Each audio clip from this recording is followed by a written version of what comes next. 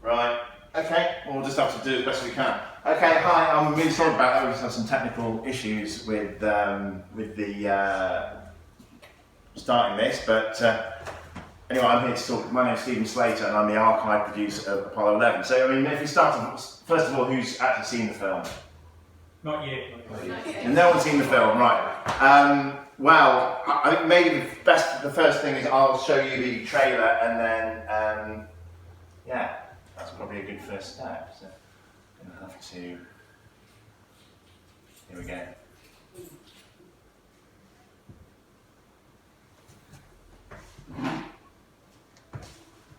We don't have sound now. This thing was shown when we built I'd like to know what you feel as far as responsibilities of representing mankind on this trip. That's relatively difficult to answer. It's a job that we collectively said that was possible, we could do, and of course the nation itself is backing us, so we just sincerely hope that we measure up to that.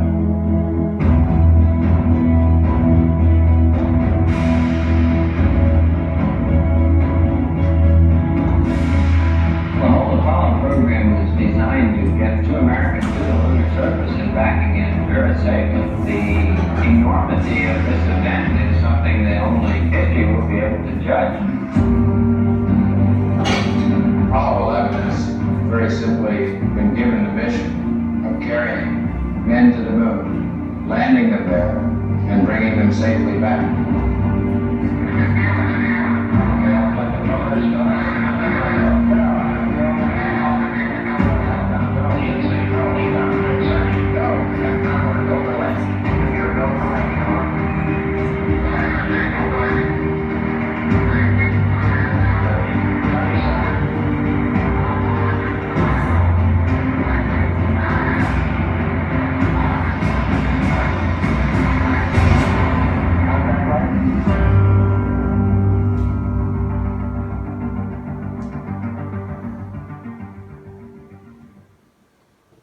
So there you go. So there was the trailer. Oh, what's going to happen now? Right. So this film premiered at the Sundance Film Festival earlier in the year, and it's kind of been building momentum ever since then, really, and was released in Australia on July 18th. I think here on the 25th. But it's going around at the moment anyway, and we have an IMAX release in the US starting on March the 8th, exclusively in IMAX. It's in the IMAX in Melbourne, and yeah, it's been doing really well. But how did we get to this stage? Well, the project actually, the genesis of this project was a film we did in 2016 called The Last X. Now, I don't know how many people have seen documentaries about the Apollo program before. Presumably you're all kind of quite a lot of I see a lot of nerds here, possibly. So generally, these documentaries tend to follow a pretty similar pattern in that they will have interviews with the astronauts, reminiscing on past glories, the mission controllers, and they will use archive and then cut between what we call talking heads. So these interviews with they're referred to as talking heads. In 2016, I've worked on a number of these kind of documentaries. I did a film about something called the Huygens space probe, which landed on the moon of Saturn, called Titan. Now, do you know what Titan is? It's like go on, explain what Titan is. It's one of the moons of Saturn. But what's so special about Titan? Chloe, you say it. I think it has an atmosphere. Exactly, yeah. So we've never seen the atmosphere of Titan, and so they decided to send a space probe all the way to Saturn to land on Titan, and it sent back pictures. And so I wanted to make a documentary about that and interview the scientists involved. But again, that features scientists on camera telling their experiences, and then we show some of this archive footage. Now, so in 2016, Todd Miller, the director of Apollo 11, contacted me and said, we'd like to do a film about Apollo 17, which is the last landing. So there were actually 6 landings on the moon, and the last one was in 1972. And the astronauts Gene Cernan and Harrison Schmitt spent 3 days on the surface of the moon. You can see this is can you see the lunar rover here on the edge of a crater? They actually went several miles from when they landed, collected a record amount of samples, and then left, and humans have not been back since. So in my time doing this, working on these films, I come across a lot of quite rare archive related to Apollo 17, and Todd's idea was, can we do this story just using the archive available? So no interviews, no narration, just let the archive flow, and you're kind of experiencing the mission as it happened. So this film was released in 2016. It was a 30-minute short film, and we were just, well, I personally was amazed by what they came up with, which was a really immersive experience. You kind of felt like you were going to the moon with these guys. And that premiered in October 2016, and because I knew that the 50th anniversary was coming up of Apollo 11, which was just last week, the thought was, well, what can we do that's going to, for a similar thing for Apollo 11? So that's where the idea for Apollo 11 came from. Now we started off actually with what's called, is anyone here any kind of film expert or anorak? Possibly not. So I could, cameramen at the time that were employed by NASA tended to film on what's called 16mm film. So they would shoot this little film in very short bursts. You've got a guy going around in mission control. So mission control is where all the astronauts, where they controlled the missions from in Houston. And the NASA would employ cameramen to literally just go and shoot what's called B-roll. So in the filmmaking world, we would refer to that as like a cutaway. So if I was filming B-roll of this talk, I'd just go and I'd get a shot of you, I'd get a close-up of you, just watching. And it's material that's not really meant to have any kind of time or place, particularly. It's so that people can use it anywhere, effectively. So NASA said, well, we've got Apollo 11's happening, we're going to need to document this somehow, and we'll get these guys with film cameras shooting short reels of film in mission control, and they shot about 100 reels of this stuff throughout the mission. So I'd always seen this footage of these guys, so I mean, presumably everyone knows what mission control is. Yeah. Does anyone not understand what? Okay. So you've got these guys in white shirts, most of them around the average age was 25, and they're controlled, they make all the decisions about the spacecraft. And I'd seen this footage of that used in films, and the problem with it was that I was never sure what I was looking at. So you would see some shots of guys with these shirts on, and I'm thinking, well, was this actually during the landing? Was this filmed? I'd like to know when this was filmed. So because I'm probably like a lot of you, I don't have much of a social life. I decided that I was going to try and add the sound to this footage. So if I just take a step back a minute, you know when you film something in your mobile phone now, it has sound, doesn't it? So back in those days, when they were shooting on film, the only way of having sound was if you had a separate sound man with a tape recorder and a microphone, and they would do a clap, and then that would be synced together in the edit suite afterwards. Now, for whatever reason, NASA, even though they were spending billions sending men to the moon, couldn't afford sound recordists to record this sound. So what we ended up with was over 100 reels of silent film. And because I wanted to know what the guys were saying, I went through the air-to-ground audio, which is between the spacecraft and the ground, and thought, well, if I can lip sync this to the guys, then we'll know what they were saying. Now that's kind of easier said than done. There's 11,000 hours of audio from the mission, and we weren't sure exactly when a lot of this was shot. But I made some progress, and particularly, so there's one guy on the ground who can talk to the astronauts. He's called the CAPCOM, capsule communicator, and he's almost always an astronaut. And so whenever I saw him in the shot and he was talking, I was like, well, okay, I know that we have his voice, and I'd done quite a lot of this so we're back to late 2016. The last steps has gone down really well, and I went to Todd and I said, well, look, I think we could use this as the basis for a new film about Apollo 11 that really kind of puts you in the room with those guys. We can use the film from the mission, which we know exists already. And he said, okay, that sounds interesting. But obviously, we our thing is to set the bar very high. So,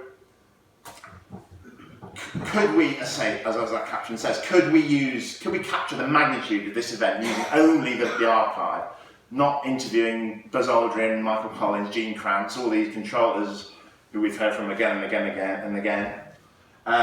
We're very keen on having a cinematic experience and making this really something that some of you will go and see tonight. But that's basically the plan as we started. So to research and quantify all available archive materials, footage. So we're getting quite technical here. So that's, as we just described, the 16mm, 35mm film shot by crews on the ground, including our friends in Mission Control, but then also there's lots of footage of the launch and of recovery. On the actual flight, the crew took with them 16mm data acquisition cameras, and they also took with them Hasselblad cameras that took stills. They took over 1,000 stills on the mission. So we wanted to show that, it's beautiful. I'm sure you're familiar with some of the more famous images. So we want to maximise that and get the best quality versions of all that. And then the film, we're always trying to find, it's probably hard to understand in this sort of digital age if you take a photograph, that's the master version, as it were. Back in the 1960s, or whenever people here, I'm sure, are familiar with film, there's something called a camera. There's always something called a camera original, which is always the best quality version of a still or a piece of film. And in this case, it's in an archive somewhere, and we need to find that and scan it so that you'll go into the cinema and say, "Wow!" Because every time that's copied, it's like making a photocopy.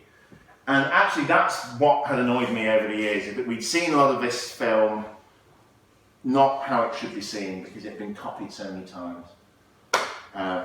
So this is the idea here, is literally just to completely quantify all this material, find out where it is, and get access to that stuff and scan it using like the best technology possible.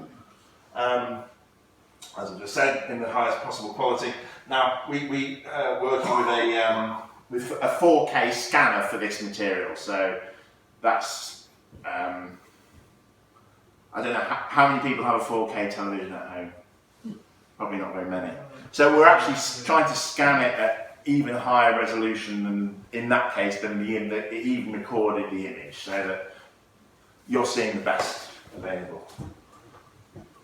And then that's where I came in, sync as much of the footage with audio as possible, which I'd already started before the project started, but as I'll explain later, we went on to do significantly more of that. So that meant that we ended up with a 9-day timeline of the mission, which essentially a timeline for each day, and then all of this stuff will be placed as best we could in the right time. So the next stage is to try and make a film that's entertaining, because I don't think anyone really wants to sit and maybe some people here would enjoy seeing a 9-day film. I don't know. So this is my home from home. This is the National Archives in College Park in Maryland in the US. So essentially any bit of film shot by the US government ends up here. It's a huge facility where we can go in and do research on all the materials are kept in a separate kind of Harry Potter style. You can go through and they'll give you a tour occasionally of where all the stuff is kept. But I'm generally restricted to this room here, which has all the documentation and lower res versions of this material, of a lot of this stuff. So does anyone remember VHS tapes?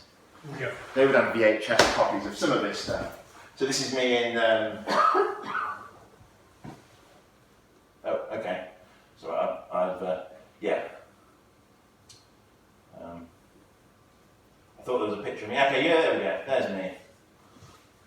And this is in 2017 when we were initially starting to look through the film. As you can see, I'm very excited by the idea of being in dark rooms.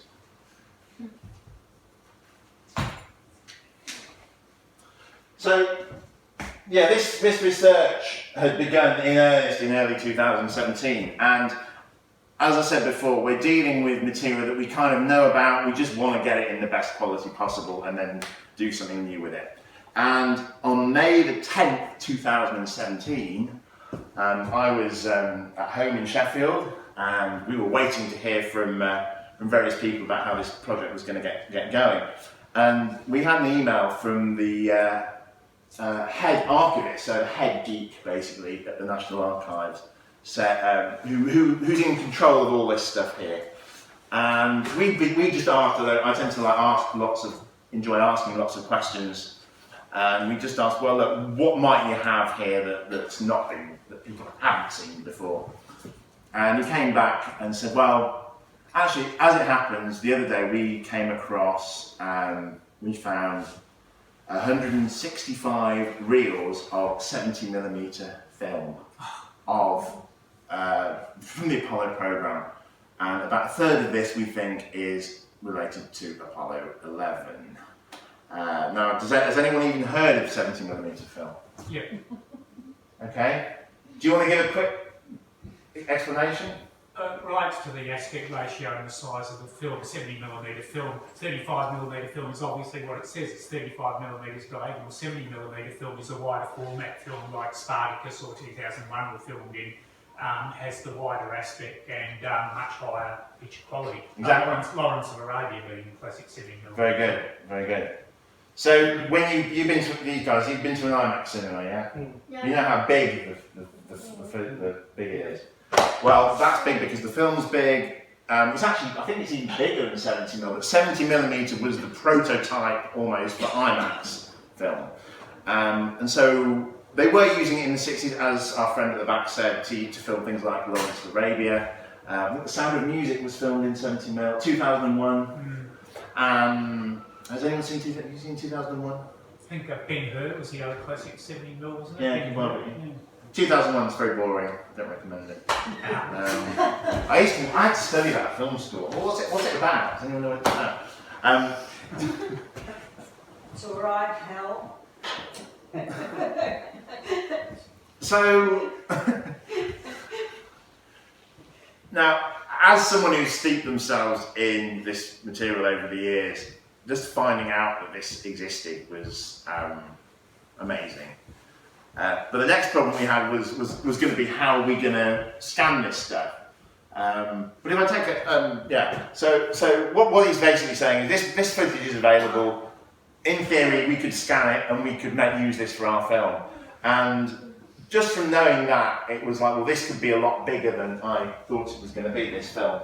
So we've seen this, there's me again. This is the film. So this is one of the reels. As you can see, it's got the date on. 6907 is the month. So we're in 2019, so that's 50 years ago. So this is a 50-year-old film.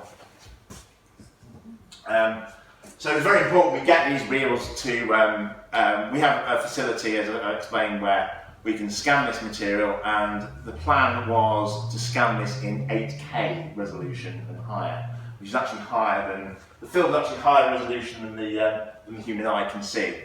Obviously it's a huge responsibility, having to take care of this material eye, which is why I probably wasn't trusted with physically handling them. But no, we had a team in New York who were very experienced with handling this kind of material. But that's, as I said, that is the original film. So if that gets lost or if that gets damaged, then we don't have, well, in this case, we don't have any alternative because this is never, as far as we can tell, it's never even been copied before. So as I said, 4K, 8K, and even 16K scanning tests. This is when they got the film into the lab, taking it out of the box. You can see how thick the film is compared to how big that reel is, which obviously means it was quite heavy for the guys when they were shooting it to deal with. You see how the working title Man in Space. Again, you're really getting an idea, and then you can see the perforations on the side there. I don't know how interesting this is to people, but yeah. That's Sandy Patch, who's one of the.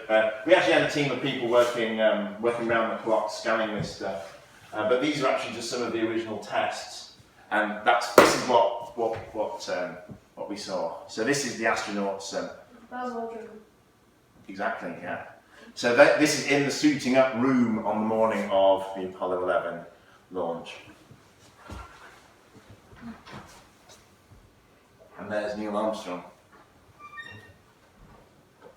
Now I actually wasn't in the room when the guys saw this for the first time, but I can tell you that people were struggling to find things to say really, just because of how visceral and wonderful it was. And this is the Saturn V launch. Again, in just beautiful resolution. So I'm going to give you a comparison of what we had before. Now, I said that most of this hadn't actually been seen before. Has anyone, now there are some, I'm sure there's some uber space nerds here, so is anyone familiar with a film called Moonwalk 1? No. So some of this film actually had been used for a NASA film in 1970 called Moonwalk 1. And actually, well, more on this in a bit, but it was, there were some very, very talented cinematographers who were hired to film particularly the scenes at the launch site. But this was released on 35mm in 1970. And actually, because no one really cared about the moon landings, it was a very ephemeral thing.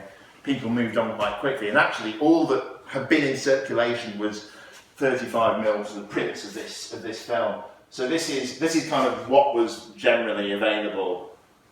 And then, as you can see, finding the source material allows us to. So yeah, don't ever throw away your negatives is the answer. This is one of the climate control vans actually that shuttled the films from the National Archives to New York. And then once it's in there, the team can use all kinds of tricks to colour correct the film and really kind of bring it to life. Yeah, that's a very cool studio there. So this is in mid-2017, the work began to scan this material. 165 reels in total, so we even scanned everything not to do with Apollo 11. The deal was that we scan all this and then we will donate it back to the National Archives so that it's preserve it for future generations. So 3 shifts around the clock. So the guy very dedicated. These are the guys who actually designed the scanner, the 8K scanner.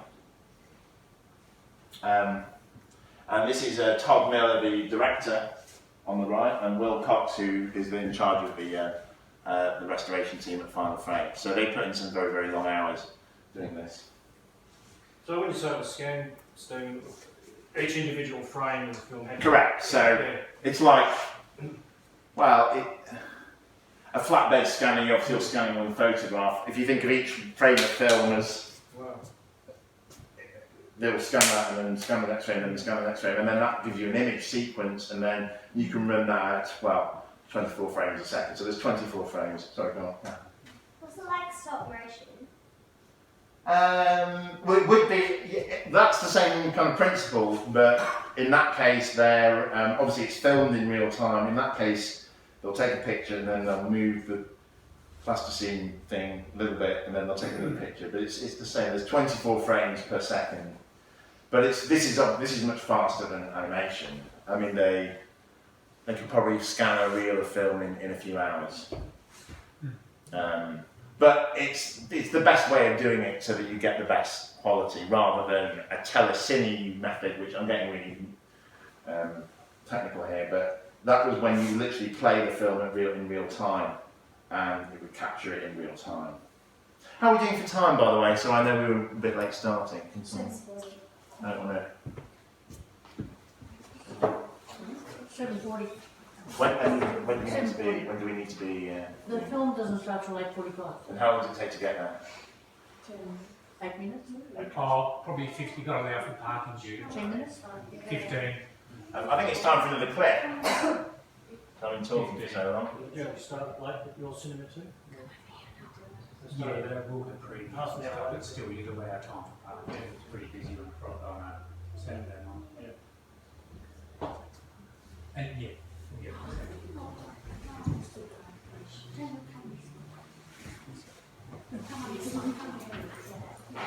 So I'm going to show you actually.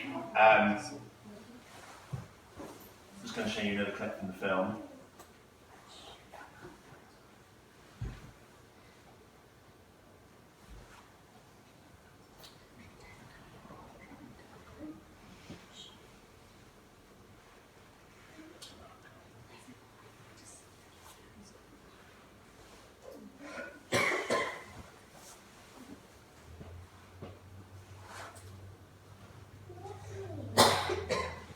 So this is some of my favourite scenes from the film. So this is the morning of launch in Florida, with everyone arriving to see history being made.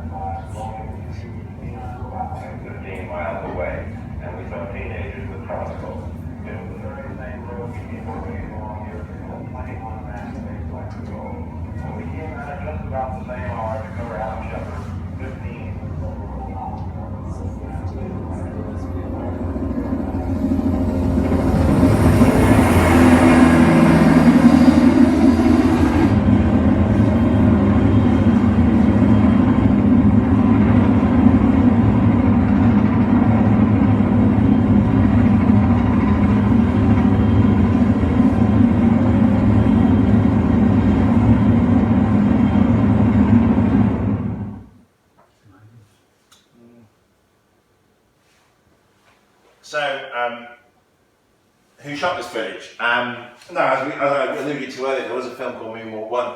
This guy stood with his hands on his side. That's the director, a guy called Theo Kameka. And this man here is actually filming a lot of the scenes that we ultimately used in the film. And as you can see, you need to be pretty strong to heft that camera around. Who's that director again, Steve? Theo Kameka. Oh, right. Have you heard of him? Oh, just the name ring the bell. He actually died a couple of years ago, but he's, he actually directed a lot of quite avant-garde films in the 60s, and NASA said to him, well, what better person to document the first moon landing? So like this guy here, I think he worked on a lot of Hollywood films.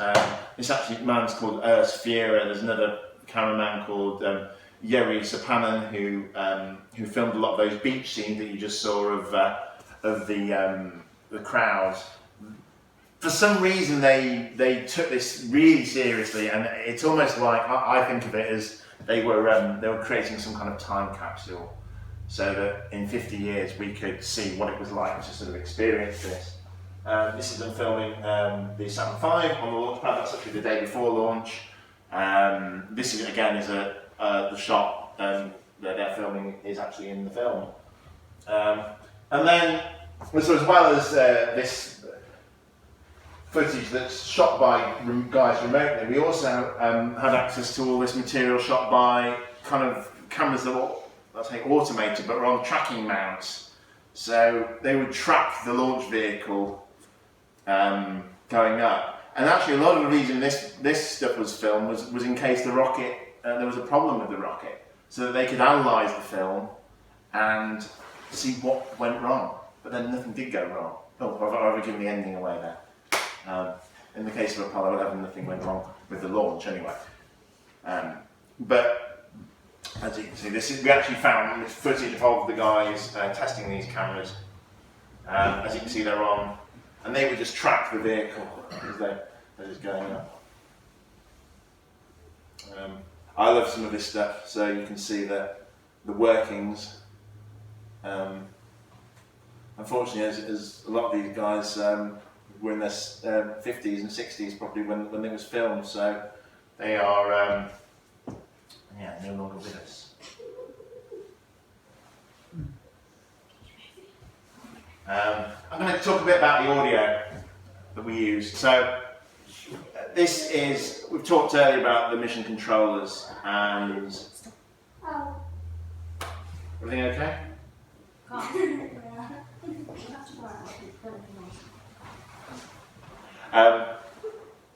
So all those guys in the rooms with the headsets on and with the white shirts, and they all had headsets, and any time they would have a conversation that was pertaining to the mission, it would be recorded on one of these tapes. So this is a 30-track tape. And there were 2 tape recorders running in the basement at NASA all the time throughout the mission. So we've actually got 60 hours of audio, and that's 11,000 hours of audio. So in, I'm just trying to think, certainly reasonably early on in the project, 18,000 hours of audio, 11,000 of it is Apollo 11. So the other 7,000 hours was actually other missions such as Apollo 13. And, has anyone seen Apollo 13? Seen Apollo 13? Yeah. Take him tonight and show him Apollo 13. I think, well, not tonight, it's probably a bit late, but another day. It's that's actually one of the reasons I got interested in space. But as you can see here, all of these guys have different positions. So INCO or ECOM, he's looking at electrical systems on the spacecraft. Surgeon, that's the doctor, so he's monitoring the heart fluctuations. He's probably can see if they've been to the toilet or not. I think. What am I looking at? Booster is monitoring the rocket and whether the engines are working correctly. Does that make sense to everyone? Does everyone understand what we're looking at here? What I found out that a team in Dallas has actually been digitising all this audio, and the problem was that there was actually no playhead capable of playing this because it was such a specialised format. So they designed a special playhead to play all these channels and in a reasonable time, get them digitised. And so we would, I think I seem to remember just before Christmas, getting this hard drive with all of these thousands, millions of audio channels. So the next problem is, well, we need to get them into mission time, and we need to be able to know when everything happened. That's the Sound Scriber, which is the only player in the world that can play these tapes back, which they developed the playhead for. Now, this is a good friend of mine, Ben Feist, who worked on Apollo 11.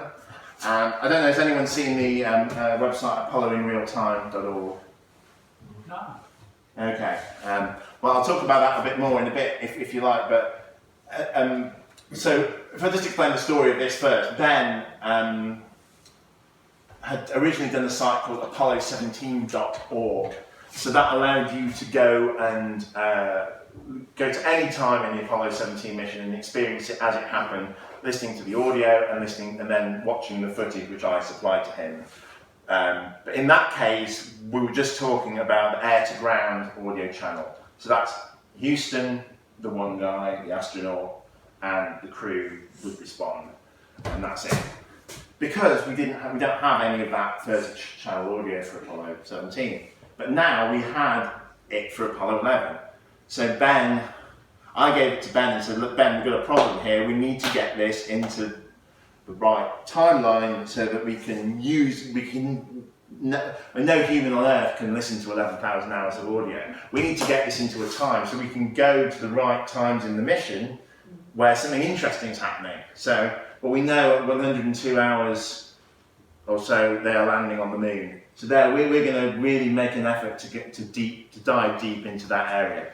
So anyway, I gave Ben this problem, and he came back to me and said, "Look, well, Stephen, the big problem with the audio is that it has flutter inbuilt, which means that whenever we were here, we'd hear these conversations that, well, first of all, it didn't sound very good, so it was a bit like this, as if the playhead had been stretched, the tape. But then that creates a big problem for us for timing, because it meant that everything was out by huge margins, time-wise. So when we get this onto a timeline, nothing matches up.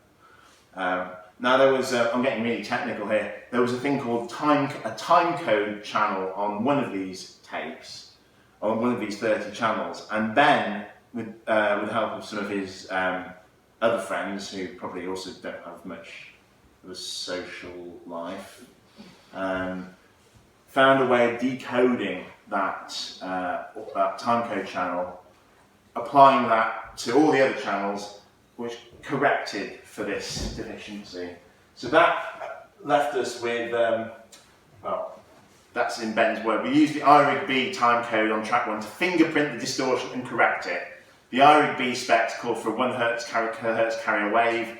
We analysed each sample in the file, looking for where this carrier has wandered to, and fingerprint the correction required for that sample in order to relock it to 1 kilohertz. Is anyone following this? Yes.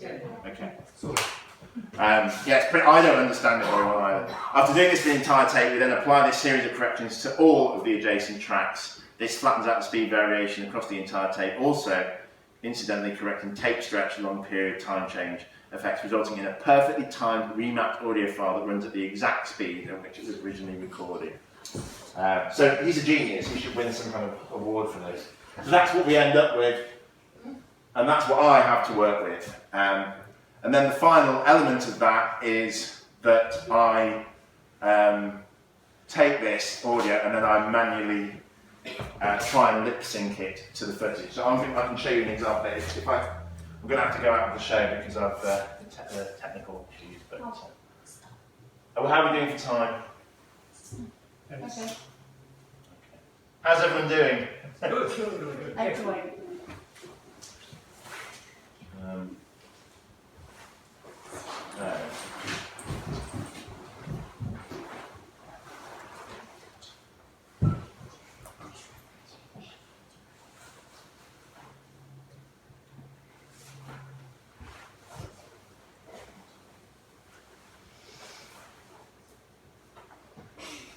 So this is what came out. This is Houston, a little over 1 minute to LOS and Honeysuckle. You'll be AOS at Goldstone at 12902. HK at a descent. Host control both autos, descent command override off. And then on off. 413 advance. What time you get down, you go? Houston, got quality base here. The Eagle White Lander. We got the manual start right out front of our line. We have low power line manual route. Okay, auto shut it up, right? If you de-arm at 50 foot per second, we got 180 on try and engine on off. Okay. So there's about 100 million other examples of that, but the aim is to bring that audio to life, and I think we did a pretty good job. But I mean, I'm not going to say anything until you've seen the film, obviously. So that's a huge element of the film, is the audio and hearing bits of this audio that we've never heard before. I mean, these channels didn't just record. Everything okay? Okay. I don't know whether I've lost my thread. Yeah.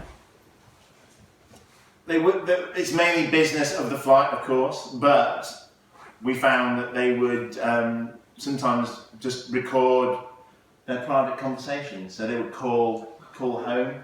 You get a controller calling his wife saying, "What time dinner will be ready?" There was one woman who I don't know who she is, or no, I'm not sure she wants to be identified, but talking after seeing the moonwalk on the television, saying, "You know what, Bob? I saw that. Was that just a studio?" So we actually have the first documented mention of the Apollo conspiracy theory in one of these recordings. If anyone wants to experience this, go to apolloinrealtime.org, which is the final element of this. Is that Ben decided that anything that wasn't in the film, well, everything needed to be made available. And so he's actually created a very similar website to this called apolloinrealtime.org, where you can experience the Apollo 11 mission as it happened. You can select which of these channels you want to go to. The film and the sync clips that I've done are also there. And this went live for the 50th anniversary, and it's kind of gone viral. I mean, they were playing it at a Queen concert last week, and they were playing it in Sydney Cricket Ground. It was being played, so people have really. I wish I had some pictures of it, but if everyone can remember Apollo in real time, and you don't have to do it during the anniversary. You can start it at any time. You can go to any time in the mission. You could start today and have a 9-day binge, listen to the whole mission. It's something I think people are going to be doing every July from now on. So hopefully you guys can join in. Now, as everyone knows, on a long journey you need a decent mixtape to bring along with you. They didn't have Shazam or iPhone Shuffle, whatever, in those days. And so we actually, what we found was that the crew had taken music tapes of their favourite songs, and well, we wanted to know what music were the astronauts listening to. So this is Tom Peterson, our producer, he set upon himself to try and work out what the crew were listening to. Now, obviously, the crew didn't broadcast to the ground everything they were listening to all the time. But another thing we found was that they had these. Is anyone familiar with black box recorders? Yeah. So what young man? Black box recordings are recordings of what the crew on the aircraft or spacecraft are saying. Yeah. And the thing about it is that they're recording all the time, whether or not they want the transmission to go to the ground or not. Now, on the Apollo spacecraft, they had the equivalent of black box recorders, so they would record all their private conversations. Well, not everything, but a lot of it. It's not very good quality, unfortunately, because it had to be dumped to the ground to actually Honeysuckle Creek in Canberra. That's another hour-long talk just about that. But Tom listened through all this onboard audio, and he came across what he thought was a track.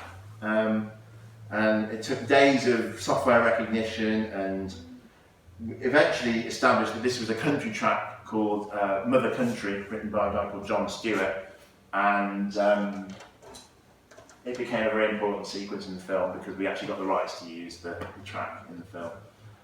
And I think, well, anyone who sees the film tonight, I'd love to know what you think. I think it's quite appropriate. The music's very important in Apollo 11. This is Matt Morton. Like me, he enjoys spending a lot of time in his basement, and what he's playing with here is a 1960s period Moog synthesizer, because for the film he decided that he was going to only use instrumentation from the time, not use anything modern, so that it had that real kind of period feel. It's actually one of my favourite parts of the film is the music. And then equally the sound design. Now, we've already talked about my tedious work with the Mission Control film, but the truth is that any other sound in the film, none of it there was no natural sound recorded at all. So even the people on the beach you saw there, none of that was recorded at the time. It's all created by this man, Eric Milano, and he would use a lot of real references, but the idea is to make it feel exactly like it did at the time. So it's a craft, the whole skill of the craft is to conceal. The art kind of conceals the craft, and he deserves like a huge shout out. Often don't have time to mention him, but I thought tonight was a good opportunity. And then Todd, who's also the director, spent months and months editing this material we were feeding him. I don't know how he managed to keep saying, but that's him in his edit suite in New York. We should talk a little bit about the historical accuracy of the film. Is anyone familiar with collectspace.com? Robert Perlman is the editor of collectspace.com. It's kind of the Uber forum for anyone interested in space artifacts or space history. And he was our main historian when it came to accurately portraying what was happening on the spacecraft. So there was something called the passive thermal control mode, where the spacecraft actually span around to maintain temperature correctly. So we found a way of, we wanted to portray that accurately, to how that happened. And to do that, David spent a lot of time digging into historical manuals and to find out exactly how it worked. We even consulted with the surviving astronauts, Michael Collins and Buzz Aldrin, about exactly how it felt like. And I hope that a realistic portrayal was in the film. And then another good example of that would be when the crew were descending to the moon, Neil Armstrong and Buzz Aldrin, they encountered a series of alarms, computer alarms, because the computer was becoming overloaded. I think it had about millionth the processing power of a modern mobile phone, so you can see why it was struggling a bit. But when these alarms occurred, there was a tone audible in the crew's headsets, and we wanted to know what was this tone. And so Robert, with the help of the historians at NASA, identified what the tone was, so that Eric, who you saw earlier, could actually recreate that. And so when the alarm happens in the film, we actually hear what it would have sounded like. So yeah, very pleased that we managed to do that. This is the IMAX theatre at the Smithsonian, and this is where we did all of our testing. I actually attended the session when we first saw that suiting up material, and quite amazing seeing it on the big screen. But also, we would a big part of this was to run it, to play it for the astronauts and play it for other people who were at the launch. You know, to say, well, did it sound like that? What do we need to change? Does the colour, have we colour corrected this effectively? And so Todd in particular spent a huge amount of time in this theatre, and we have to thank the Smithsonian a lot for allowing us that space. So here's the team. This is outside a model of the lunar module in Washington DC. Todd and Tom in the front row, and me at the back, and all of these guys, a lot of them we've referred to in the talk, but just an amazing team. I mean, it's a huge, people don't remember, it's a huge team effort to do this. So I'm going to finish with a clip of the build-up to launch, which I just need to get ready, and then I'll be happy to take some questions, but just bear with me. At least we got it to work, eh? Yeah.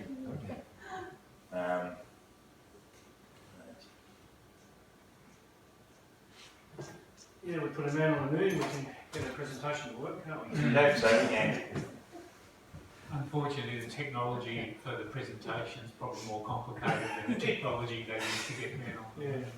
Yeah, absolutely. It's it becomes a stick to beat people with, doesn't it? It's like, well, if we can go to the moon, then why can't we do this? Yeah. So this is just the build-up to the launch. It's pretty exciting. Yes, the 6-minute mark in our countdown for Apollo 11. Now 5 minutes, 52 seconds and counting. ISS, verify go launch. CTSS, verify go launch. CTSC, verify go launch. Booster flight, verify go launch. SRO, verify go launch. SRO, verify go launch. Verify go launch. Verify go launch. Yes, verify go launch.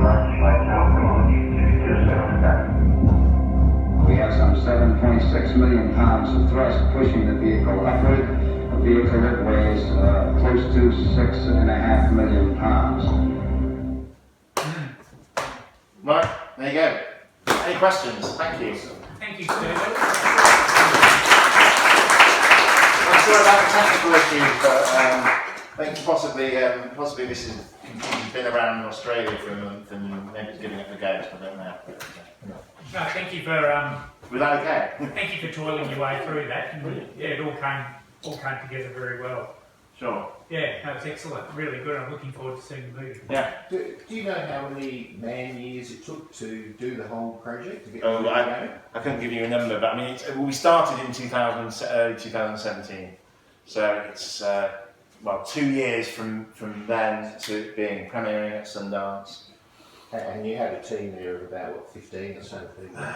Yeah, core team, I'd say. But probably the real core team is only it's quite a bit less than that, actually. Because we're all spending, we all have different specialities. I suppose mine is the overseeing all the archive. But the technical, that operation was, the logistics of that, I probably haven't really done it justice. It was huge. But then, as I say, it did build on a lot of work I've done previously, such as the mission control material. I just don't think, it's one of these cases where a project just suddenly changes scope, and you have to kind of deal with it. But thank God it did. So everything in the movie is Apollo 11 footage and not sort of borrowed from other Apollo missions? Mainly, there's one or two occasions where we needed to use something to represent something else, but we tried to keep that to a minimum. I'm sure I could be more specific. Hello. Is all of it from the 60s and 70s? It's all from July 1969. It's all filmed. Yeah. Did you get any footage from this filming in Armstrong do that first step? No, he's cut that out. We lost that bit. I'm sorry. Yeah, we did. In fact, you know what? They filmed that. There's two angles of that. So Buzz Aldrin actually filmed him from overhead, and we didn't use the angle that you're familiar with. So we used Buzz Aldrin. He shot him coming down the ladder. So yeah, we did use it. People probably would have complained if we left that out. Did you have access to any Kubi Creek footage? No, that's a tracking place in Australia that. Yes. I'm not familiar with any. I'm sure it exists. Well, the team at the Kubi Creek reckon they took a higher resolution image than what we actually saw, and NASA took the footage. They were experimenting with colour TV in 69, 67 even, way before Australia generally had colour TV. They had some very good technicians up there, and but that's the story that's come out of Kubi Creek. That they had nothing. They had nothing to do with providing television from the moon during Apollo 11. The TV signal from the moon went to 3 separate stations, actually: Goldstone in California, Honeysuckle Creek, which is just outside Canberra, and also Parkes, where I was actually last week. Parkes, it's also in New South Wales. It's about 4 hours drive from Canberra, and Parkes is actually a radio telescope, and they were there to provide television backup. So actually, when Neil Armstrong first steps on the moon, that picture came via Honeysuckle Creek in Canberra. 8 So minutes, hence, yes. 8 minutes of it came from Honeysuckle Creek. Yeah. And it cut just after that 8 minutes. The moon had come up enough for Parkes to pick up the signal from there, so it went over to Parkes. Yeah, and then Parkes actually they stayed with Parkes for the remainder of the because by then it was low, and then they had the rest of the time to track. So it covered the rest of the.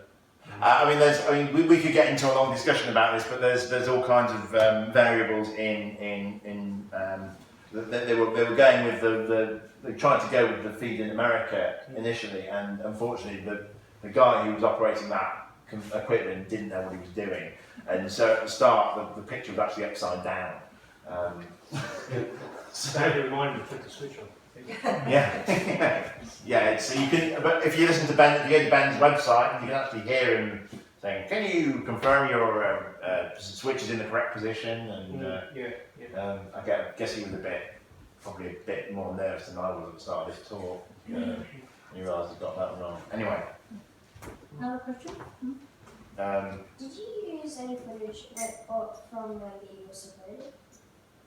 Separated from, lifted off from the moon, you mean? Yeah. Yes, and there's film. Buzz Aldrin actually didn't start the camera running until 6 seconds after liftoff, so there's nothing in the first 6 seconds, but then he started filming. So, yeah, you can see the moons gradually getting smaller. Stephen, sorry, you know the problem that you had with the audio, with that warble in the audio. Yeah. Did they realise that was an issue when they were digitising that to start with? Or? We don't believe so, no. Yeah. I'm not quite sure I understand what the root cause was, but clearly it was not ideal that all that stuff was done like that, with all the money that was put into that. And unfortunately, NASA have actually then made those files available on the internet, so we actually have kind of a wrong version of the stuff out there, which is a bit annoying, but I suppose they were obligated to release that. So. Yeah. Well, just the 70mm film, what's the runtime of the roll? Was any of it damaged? It was all in really very good condition. I'd say about 5 minutes per reel would be the average. Maybe some would be a bit longer if it was like a press conference or something where the camera was static. But you probably couldn't carry a reel that was larger than that. Any other questions? Well, of all the archive footage that you went through, what was the most surprising thing you came across? I love all the stuff of the people on the beach. That's my favourite part of the film. I think it's just puts you back there, puts you in the time. Yeah. Hello. Yeah, that's my favourite bit. There's so many surprises. The footage Buzz Aldrin took, he didn't have a viewfinder, did he? Or I don't think so. yeah, so it's pretty good footage, and that portrait of him, full photo, like if they didn't see what they were actually filming, or. Did the cameras have viewfinders? The 16mm film cameras, you mean? I'm not sure. I don't know. The stills, they didn't have viewfinders. I'm sure. Maybe someone here knows. What's the other thing? Right. Okay, who's going to the meeting? Yeah. Okay. So you come with me? Okay.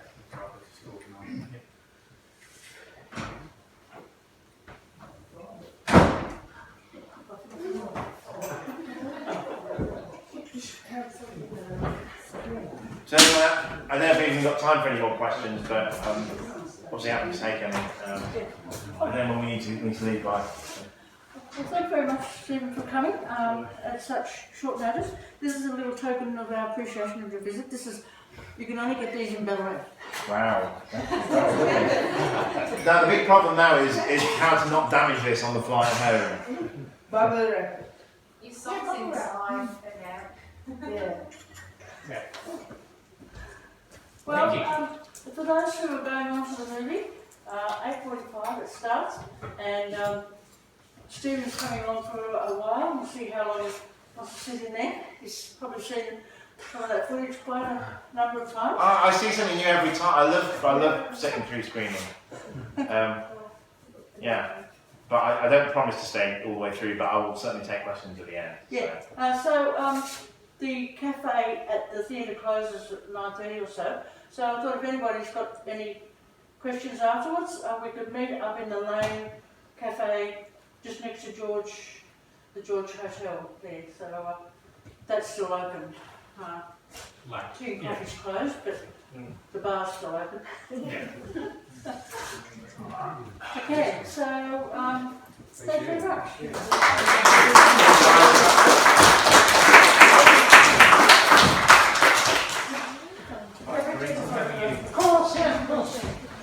photos or anything to do like that? Are you going to do, Maggie?